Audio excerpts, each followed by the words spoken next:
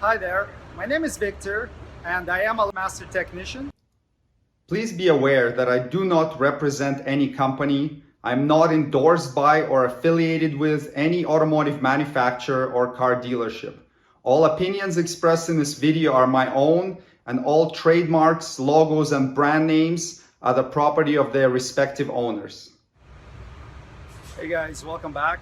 Today I'm going to show you how to replace a fuel pump on a 2007 and up Toyota Tundra. So first, before we start working on it, you want to make sure there's as little fuel as possible in the fuel tank, because the 100 liters in the tank weighs over 160 pounds. So keep driving until it's low on gas and then attempt this replacement. It'll make your life a lot easier.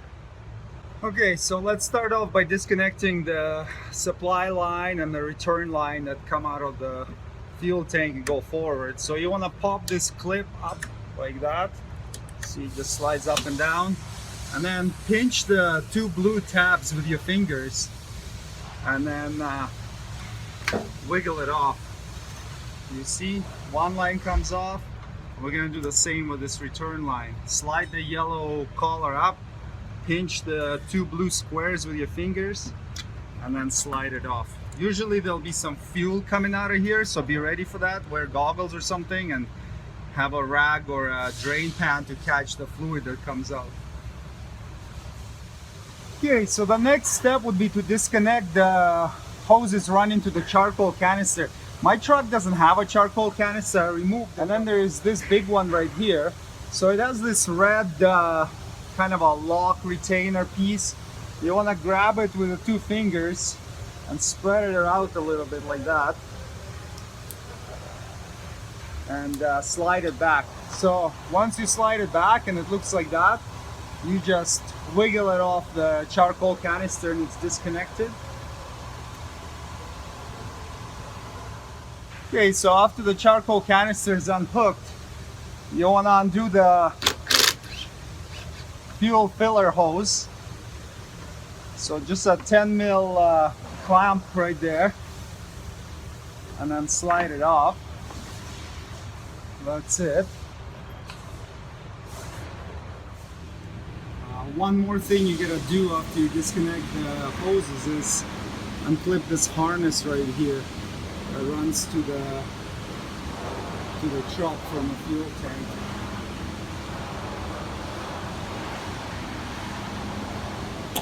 Pop that guy out. Okay, so the last hose we gotta undo is this vent line for the filler tube. So it's done the same way. You slide the orange lock up and then you pinch the two sides with your fingers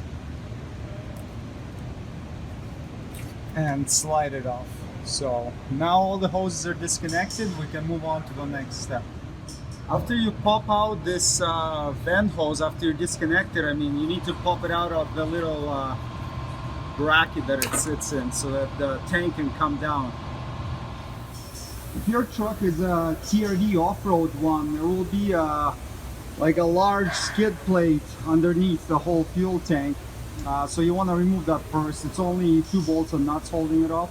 This truck does not have it. So I can show you how it's done, but it's really straightforward. After this, we're gonna grab some sort of a jack, transmission jack, and set it up under the tank to take the weight off of it. Now, once the transmission jack is set up, you can go ahead and loosen the two 14 mil head bolts that hold the fuel tank straps on.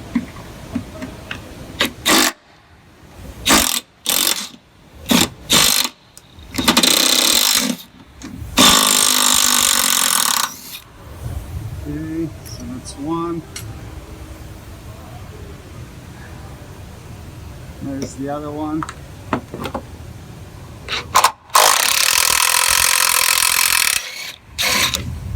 Alright, so the straps are down. So with these straps, you can either pull them back and out of the way and just zip tie them to something. I'm removing the tank completely, so I'm gonna remove the straps. You just gotta get the little clip out of there.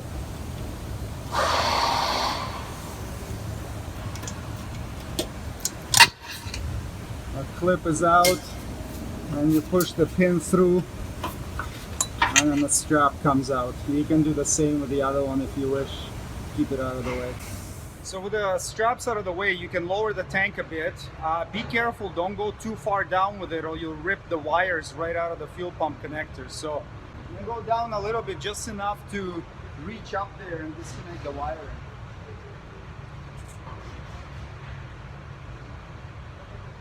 Okay, so now that the tank's been dropped a bit, you can see there is the harness right there that runs to the fuel pump.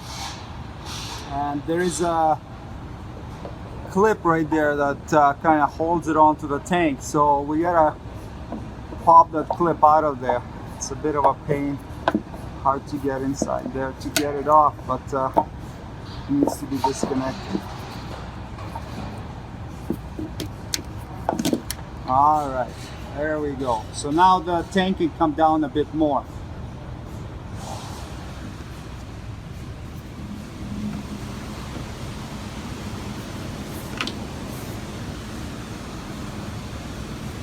That's the harness you want to be watching that you don't rip off. Okay, and up top here, some of them have this stupid contraption that kind of prevents dirt and stuff from getting in there. The others don't. If it does have it, you gotta pop this lid up so you can get to the top of the fuel pump canister and disconnect the connector from there.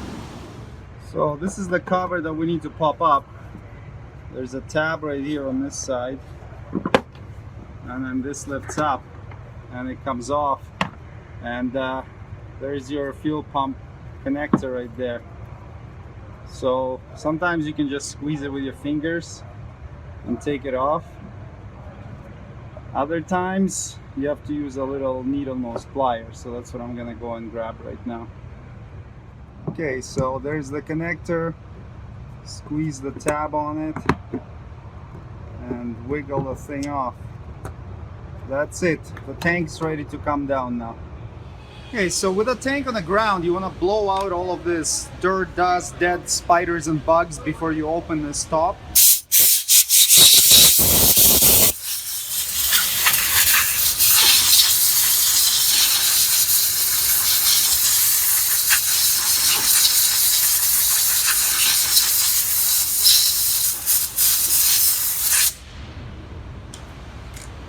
After this, we gotta unhook these lines here. So just grab the little yellow tab and you just gotta spread them out a little bit and push back, and then it slides all the way here, and then you need to push them in a little bit like that, and then the little tab comes out. So we'll do that with both of them. Okay.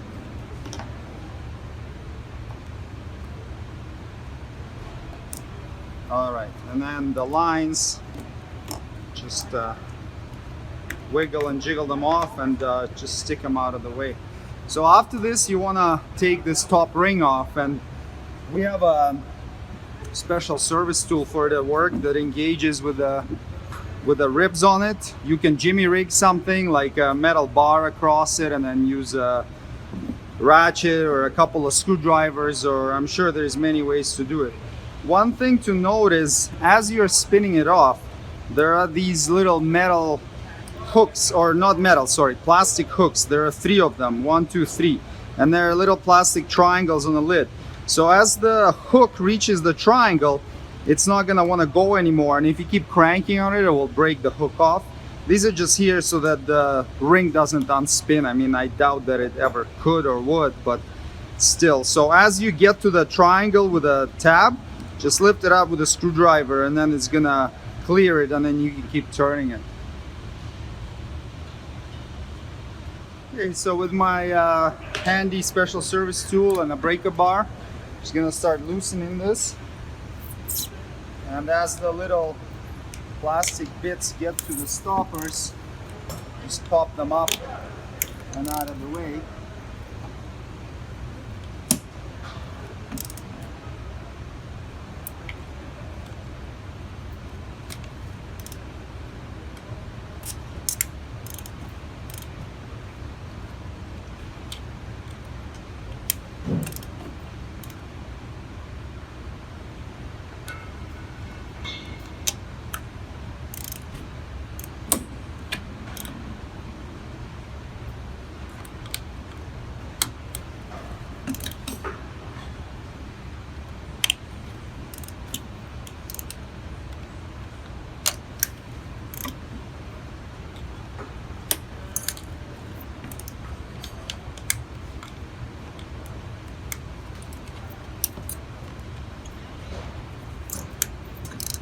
You don't want the pump to rotate too much, because you can break off the float inside the fuel level sensor. So try to hold it in one place.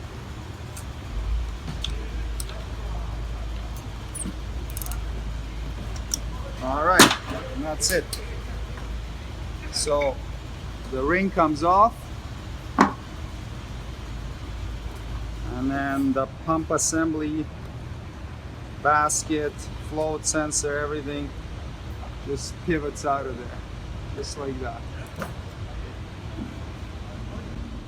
Okay, so now that the pump basket is out, I'll show you how to take it apart and replace the pump inside. Just know that yours will not have these holes going around it. I drilled those to allow some more fuel to come into the basket, but I'll discuss that on another episode later on. So first of all, we want to get the fuel level sensor out of here. So it's just a connector right at the top, pop it off, 2 wires, and then there's a little tab right there. So pull on this tab while pushing it up, bam, it's out. So that's the level sensor, it's out and gone. This right here is your jet pump, Venturi jet pump. So that's what fills the canister to make sure it's always full of gas. So you can disconnect that. We can unhook the fuel pump connector right here. Okay. Okay, so now we have these 3 tabs right here. It's 1, 2, and 3. Just gotta pop them up to separate this canister. Like that. There's the last one. Okay. Oh, one clip back in. Okay, so the bottom now can separate, and then you have the pump housing inside there. So this has its own 2 clips. There's one right here, there's one right there. So lift those up, and there you go. So that's the bottom of the basket. That's what holds the fuel in it. And this is like the pump canister right here. So we're gonna disconnect the connector for the pump, and then to get the pump out of here, you need to undo these 5 blue plastic clips. I'll show you how that's done. Don't be scared, they're not gonna break, they're pretty strong. So just kind of keep popping them off one by one as you go around. 1, 2, 3 on the main body, then 1 on the pressure regulator here, the bypass valve, and that's all 5. Oh, 1 pop back. There you go. There's your pump. So I've got an Air Motive 325 in there. It's a direct drop-in, and let's say you're putting a new stock one in. So be aware that the new pump will come without this filter here. So you can either reuse it, which I don't recommend, or you can replace it. Now Toyota doesn't sell this part, but you can get it from Denso directly. Let me see if I can get the part number for you here, because I have ordered them before. Okay, I found the part number. So here it is. It's a Denso fuel pump strainer. Part number is 9520093. 9520093. You can buy them on like Amazon or Summit or Jegs or whatever. They're about $8. It makes perfect sense to replace it every time. I wouldn't leave it. So to get this thing off the pump, it's just you just gotta kind of wiggle it off. Sometimes you have to pry it off. And there's the strainer and holder, and there's your pump. So if you're replacing the pump, make sure to reuse this plastic sleeve right here. If you forget to install it, the O-ring will get pushed all the way down, and you're gonna lose fuel pressure. And also, don't forget to pull the old O-ring out from inside of here. So the old O-ring is way down there at the bottom. You hook it up with your little pick and pull it out. So let's say I'm not replacing my pump but I want to show you how it's done. So let's say this is our new pump right here. You're gonna take the plastic piece, doesn't matter which way, stick it on there. Take a new O-ring, lube it with some gasoline, slide it on, and then get this strainer fitted onto the pump. That's gonna align it in the proper direction. And then line up the tabs and just press it in. Make sure every one of the tabs clips in. So that's 5 of them.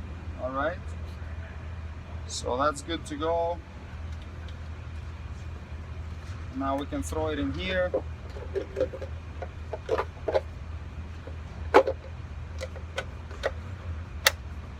Clip, clip.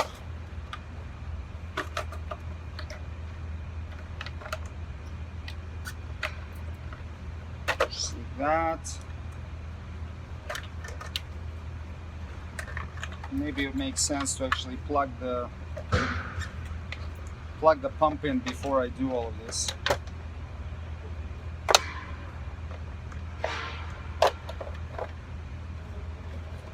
Let's plug the pump in first.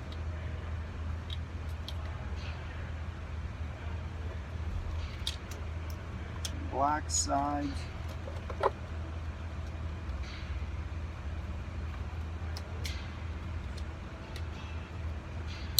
Plug it into the pump. Pump back on.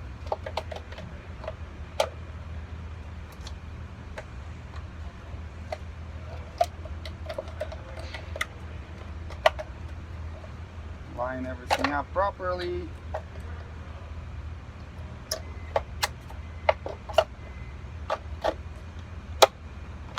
And there we go. So everything's clipped in.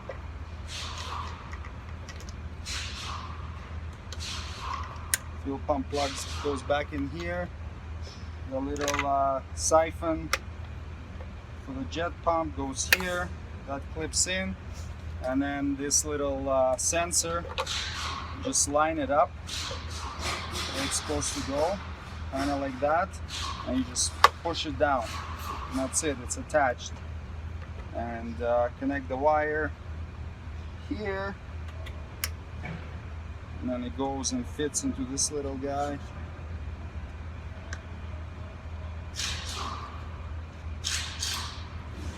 Just like that. And that's it, you're done. So the last step is grab this wing, throw it around your hand like this, grab the pump, put a new O-ring there. I'm reusing it, and then just kind of angle this guy in, up, and then you see this little tab right there, so that has to fit in, and then you get your ring and you just start spinning it on. So tighten, tighten, tighten until it's tight, and you are good to go. All right guys, so that was Toyota Tundra fuel pump replacement. I'm not gonna go through the process of putting the tank and everything back. I mean, it's pretty straightforward, and I'm not putting the tank back in my truck anyways. I'm removing it permanently. And now that I have these parts out, I'm gonna start doing some testing on the flow limitations and pressure drops within the stock Tundra fuel system. So stay tuned for more. There'll be lots more to come. Cheers. Thanks for watching. Please check for product links below the video for any tools or supplies needed to complete the procedure shown in this tutorial. If you would like me to make a specific video, please leave a suggestion in comments. And don't forget to subscribe. See you next time. Cheers!